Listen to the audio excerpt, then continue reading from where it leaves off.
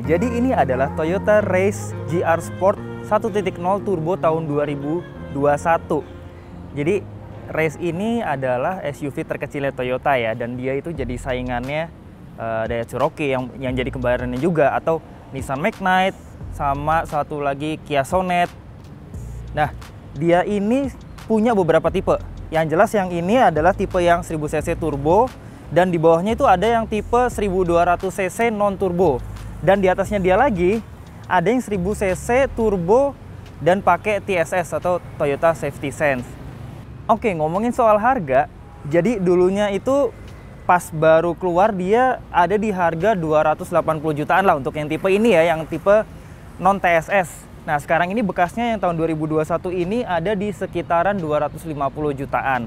Ya emang sih turunnya masih belum terlalu banyak, tapi mengingat ini mobil kilometernya baru 12.000, jadi masih cengli lah ya.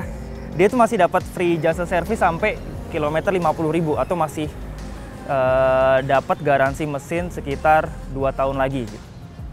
Oke, kalau teman-teman mau lihat mobilnya bisa langsung samperin aja ke Karsam Experience Center di Puri, atau bisa langsung kunjungin websitenya di karsam.id. Terus apa sih yang bikin menarik dari Toyota Race ini? Jadi ini kalau menurut gue ya, ini tuh paket lengkapnya dari sebuah city car yang seharusnya ada di Indonesia. Kenapa? Karena pertama, dari dimensinya dia compact, tapi dia punya punya bodi ala-ala crossover. Jadi udah pasti kapabilitasnya untuk menerjang jalanan yang kurang baik atau banjir masih sedikit lebih baik lah dibanding mobil-mobil yang rendah gitu ya. Udah gitu dia punya mesin yang kecil banget, kapasitasnya cuma 1000 cc, 3 silinder. Jadi udah bisa dipastikan bensinnya irit banget. Nah, tapi dia pun juga punya turbo yang bikin mesinnya meskipun kecil tapi punya tenaga yang nggak malu-maluin lah. Nah, buat detailnya langsung aja simak video berikut ini.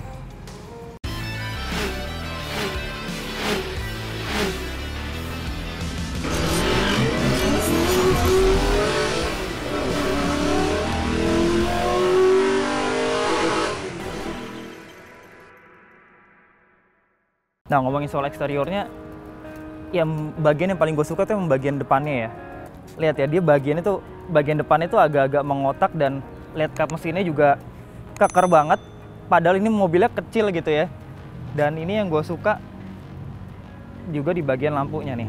Ini di bagian lampunya udah full LED, di area juga LED. Dan ini lihat sennya. Mobil di bawah 300 juta udah pakai sen sequential kayak gini. Ya meskipun ini fog lampnya masih halogen ya.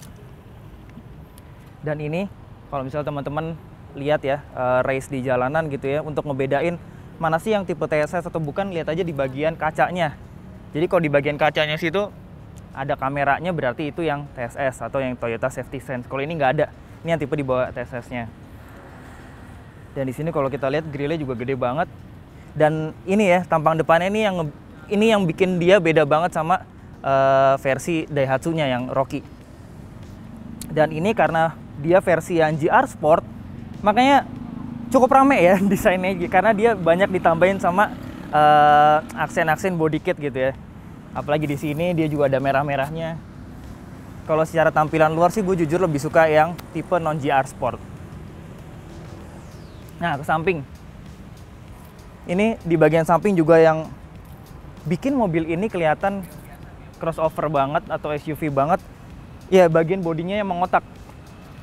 Dan ini pula yang bikin mobil ini punya ruang kepala di dalam itu yang cukup luas ya, karena kan kalau mengotak itu bikin kapasitasnya lebih gede di dalam. Nah, terus apalagi ini gue juga suka, ini aslinya sih sebenarnya bukan aksen-aksen karbon gini ya, ini skid plate plastik hitam gitu. Ini nyambung nih dari bawah ngelilingin bodi sebenarnya. Tapi ini udah dikasih stiker-stiker ya sama yang punyanya dulu. Ini pun juga ya dikasih aksen-aksen karbon gitu. Aduh, ini agak sayang ya. Kenapa dikasih kayak gitu-gitu, jadi terlalu rame dan agak norak jadinya. Tapi anyway, ini di sini udah dapat body kit juga. Side skirtnya di sini yang memanjang, dan kalau GR Sport itu dia juga ditambahin stiker-stiker kayak gini, ada stiker GR-nya. Dan kalau nggak salah peleknya kalau yang non GR atau yang di bawahnya ya, gue lupa deh. Pokoknya kalau yang GR itu dia warna hitam begini, hitam. Kalau yang di bawahnya itu yang non GR yang 1000 cc juga, itu dia 17 inci tapi dual tone. Sementara yang tipe di bawahnya yang 1200 kalau nggak salah 16 inci. Ini cukup gede loh untuk ukuran mobil segini dan 1000 cc ya. Jadi ini keren banget. Untuk pengeremannya emang yang di belakang belum cakram, cuma yang di depan doang, tapi seenggaknya udah lengkap, ABS, EBD, BA semuanya. Dan di sini ya, ini ada tulisan turbo gitu ya. Jadi meskipun ini mobil kecil tapi ada turbonya, ini pasti bakal asik banget. Ini juga handle-nya kepencet. Ini aslinya chrome semuanya. Tapi ini lagi-lagi dikasih stiker, dikasih panel-panel plastik karbon gini. Dan di sini, jadi di race itu kalau nggak salah dalam pemilihan warnanya juga ada 2 tipe. Ada yang single tone sampai ke atapnya sewarna sama bagian bodinya. Ada yang dual tone kayak gini. Jadi kalau dual tone itu atapnya hitam sampai ke pilar C-nya sini. Jadi kayak floating gitu. Oke, lanjut di bagian belakang. Sini dia udah punya shark fin antena, ada spoilernya juga, wiper belakang, sensor parkir. Dan ini sensor parkirnya juga udah sewarna sama body ya. Bagus. Cuma di bagian sininya ya oke lah, ini Toyota bikin desain kayak gini supaya kelihatan lebih lebih sangar gitu ya. Tapi kalau menurut gue jadi terlalu rame ya, apalagi ini kan tipe yang GR, jadi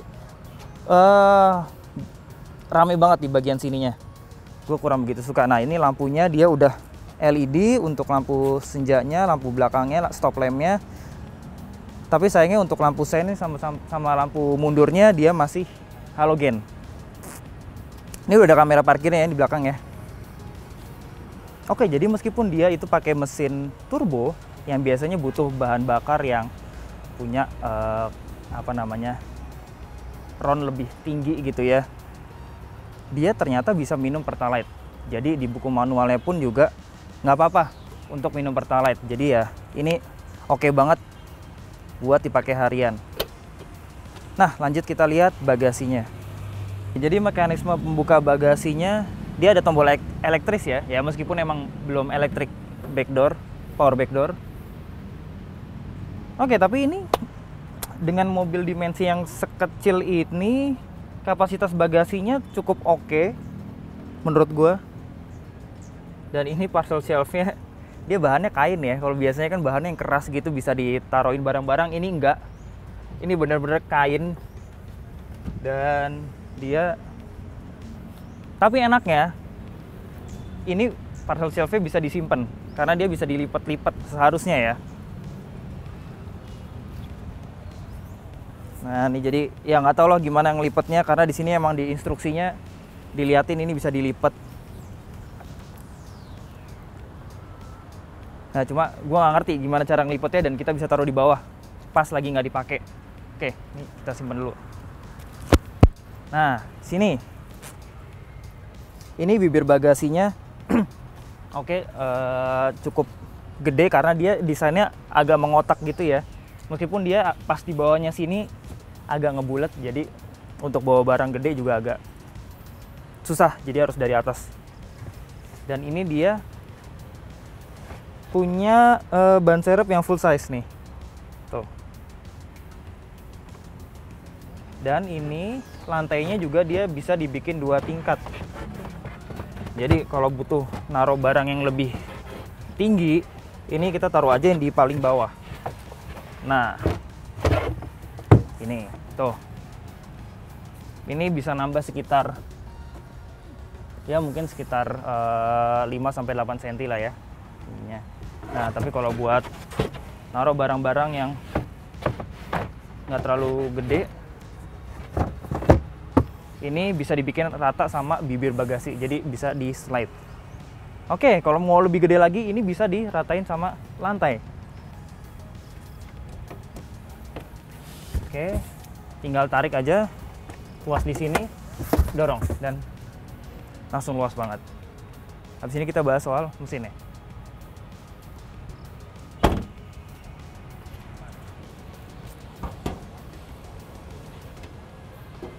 Kapnya enteng ya. Bagus nih, udah dikasih peredam. Dan ini kapnya pun juga udah dicat. Cuma emang nggak sewarna body ya. Nah, ini dia mesinnya 1000 cc, 3 silinder, DOHC, VVT-i, dan dia punya tenaga sekitar 97 horsepower dan torsinya 140 Nm. Itu torsinya lumayan ya untuk mesin sekecil ini. Dan ini pun mesinnya irit banget berdasarkan pengetesan ya. Itu di metode eco driving bisa sekitar 23 km per liter. Itu biasanya di tol ya. Dan rute kombinasi itu bisa di kisaran 11-12 km per liter. Balik lagi ya, tergantung cara mengemudinya ya. Oh ya, soal akselerasi ya. Meskipun ini mobil 1000 cc dan mungkin di atas kertas kecil banget tenaganya, cuma 97 horsepower. Tapi ternyata dia bisa berakselerasi dari 0 sampai 100 cuma dalam kurun waktu sekitar 9,6 detik. Dan itu artinya kencang banget untuk mobil ukuran mesin 1000 cc kayak gini. Yuk kita langsung lihat dalamnya. Nah, sebelum kita ke dalam, ini gue mau ngasih lihat kuncinya ya. Kuncinya simple banget. Jadi seakan tuh cuma ada satu tombol. Kayak tombol unlocknya. Padahal tombol locknya ada di sini. Dan ini gue suka. Kenapa? Karena meskipun kita kantongin kuncinya ya, misalnya gini, kita kantongin. Nah, kita tuh bisa tahu nih, ini tombol, oh ini tombol lock, oh ini tombol unlock.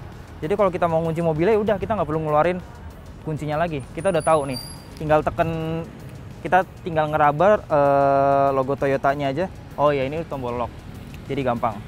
Dibanding yang tombolnya tanpa kayak model kayak gini. Dan dia udah keyless ya. Jadi ini kunci dikantongin aja. Kita bisa tekan tombol dari sini.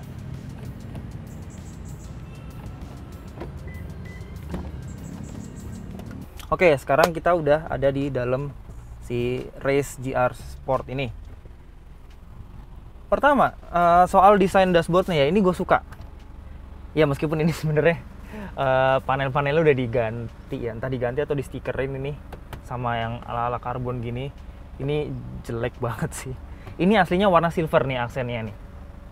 Dan total desainnya gue suka karena dia meskipun dia pakai material yang ya ini full plastik semuanya, full plastik dan nggak ada sama sekali panel soft touch, tapi interiornya dengan desainnya kayak gini itu bikin dia kelihatan sedikit lebih mahal gitu ya. Dan ini juga gue suka di setirnya, dia udah dikasih bahan leather dengan jahitan-jahitan putih gini. Di bagian door trimnya pun juga di sini materialnya keras semua nih. Ini keras semua, nggak ada material empuk, cuma ada di sandaran tangannya doang. Nah, oke. Untuk kursinya ini bisa diatur ya, naik turunnya. Jadi fleksibel banget. Dan ini untuk bahan joknya, dia itu campuran antara semi sintetik, semi kulit sama bahan kain. Sementara tipe di bawahnya yang non GR kalau nggak salah kain semua ya. Oke, di sini kita bahas fiturnya satu persatu. Pertama, di setirnya dia udah ada driving mode-nya nih, ada power mode-nya. Ada power mode-nya di sini. Ini untuk tombol-tombol audio. Di sini untuk tombol-tombol di instrumen clusternya. Ini untuk volume. Oke, di sini juga lampunya dia udah auto. Udah auto. Terus di sini dia, tapi dia wipernya belum auto ya. Wipernya masih manual. Di sini ada stability controlnya yang bisa kita on offin. Nah, di sini ada cup holder. Ini yang gue suka nih ya, dari beberapa mobil Toyota. Dia tuh biasanya ada cup holder di depan AC-nya, jadi bisa dinginin minuman.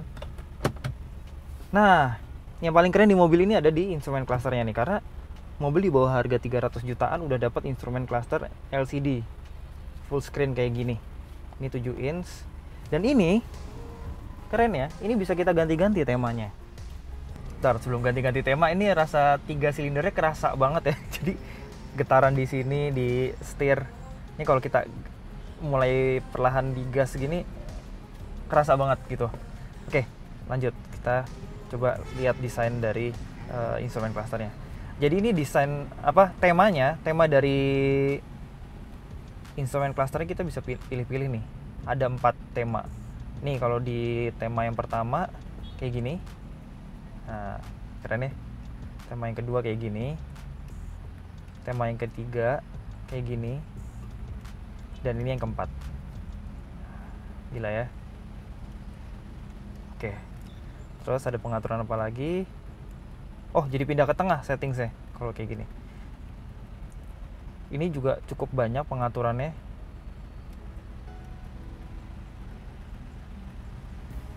Vehicle settings, door locknya bisa diatur, wipernya bisa diatur, turn signalnya juga bisa diatur, mau 3 times flashing functionnya di on atau di off-in. Jadi kalau kita pencet tuas sennya sekali, itu dia bisa nyala 3 kali. Oh, ini bahkan suara dari sennya bisa kita ubah-ubah nih. Oke, ini suara yang pertama.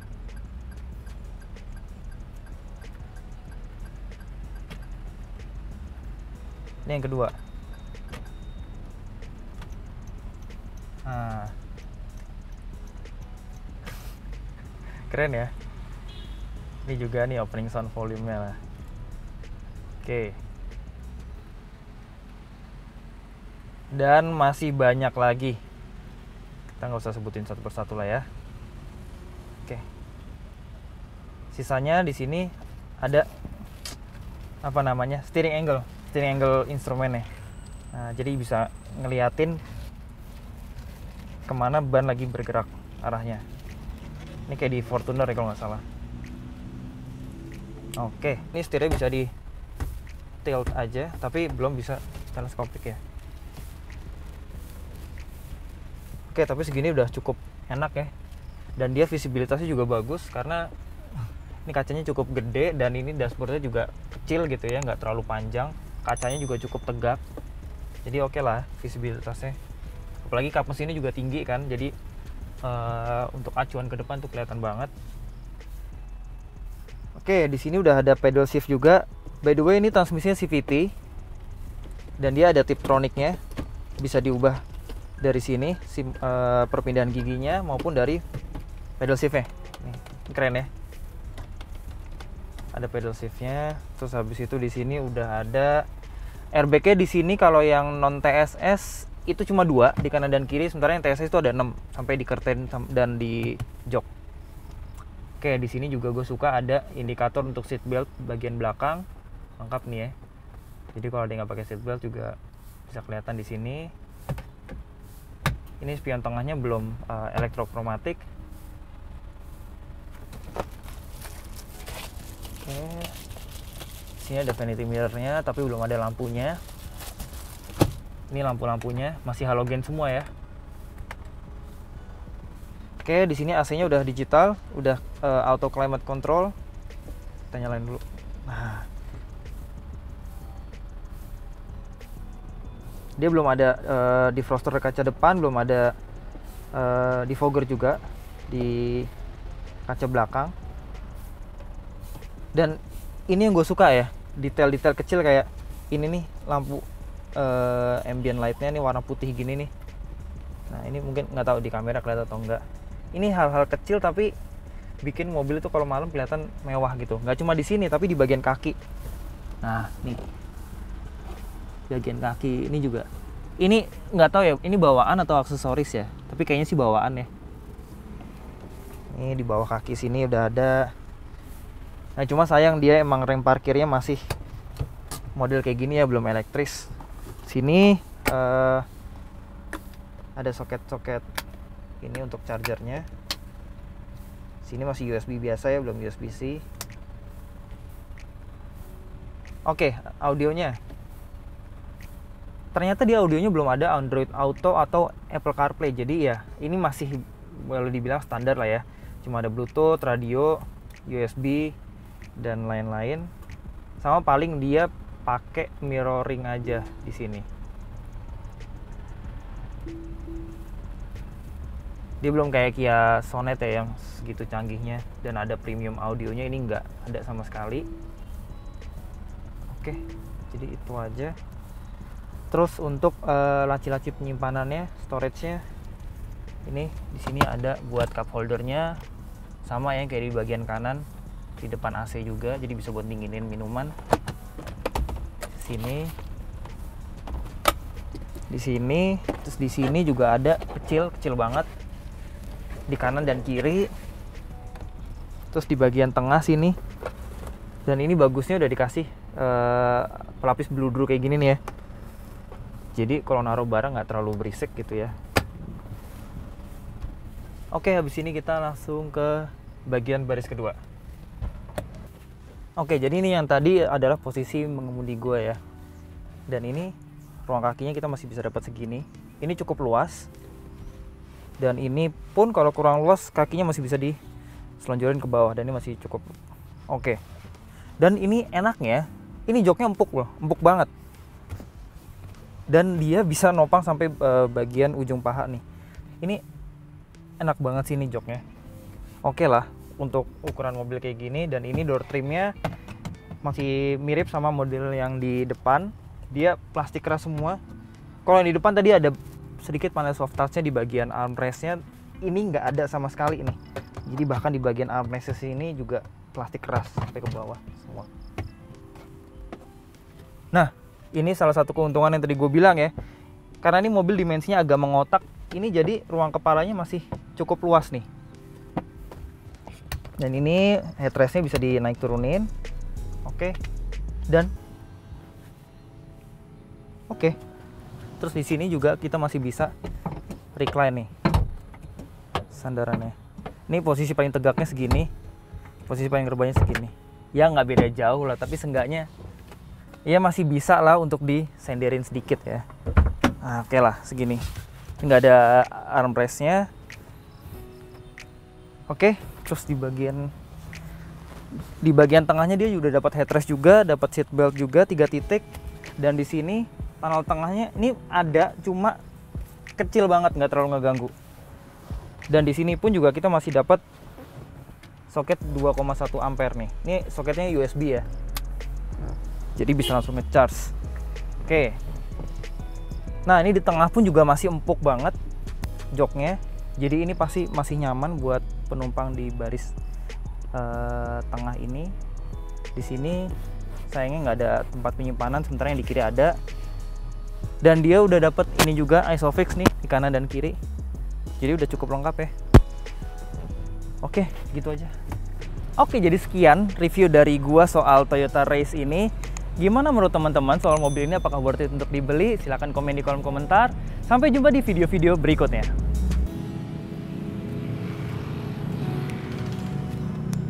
Mobil 123.com